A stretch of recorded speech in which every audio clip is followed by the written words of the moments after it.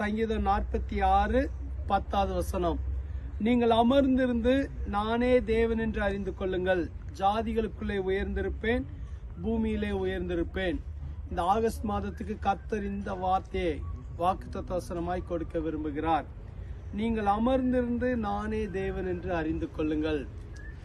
கர்த்தரே தெய்வம் என்பதை நமக்கு மீண்டும் மீண்டும் வெளிப்படுத்த விரும்புகிறார். நம்முடைய வாழ்க்கையில அவர் ராஜரீகம் பண்ணுகிறார். நம்முடைய வாழ்க்கையில அவரே தேவனாய் இருக்கிறார்.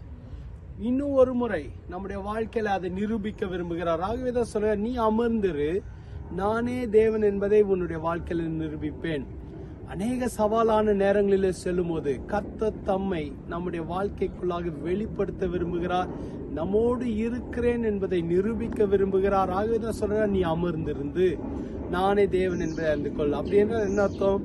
நாம் அமர்ந்திருந்து அவர் எப்படி தன்னை வெளிப்படுத்த போகிறார், இந்த பிரச்சனையில அவர் எப்படி எனக்கு தன்னை வெளிப்படுத்துவார், இந்த பிரச்சனையிலிருந்து என்னை எப்படி வெளியில கொண்டு வருவார் என்பதை நீங்கள் அமர்ந்திருந்து பாருங்கள். அவரே உங்களுக்காக செய்வார். கர்த்தர் உங்களோடு இருக்கிறார். இந்த மாதம் முழுவதும் உங்களை ஆசீர்வதிப்பார். நாம் அமர்ந்திருந்து அவரே தேவன் என்பதை அறிய போகிறோம். ஜெபிக்கலாமா?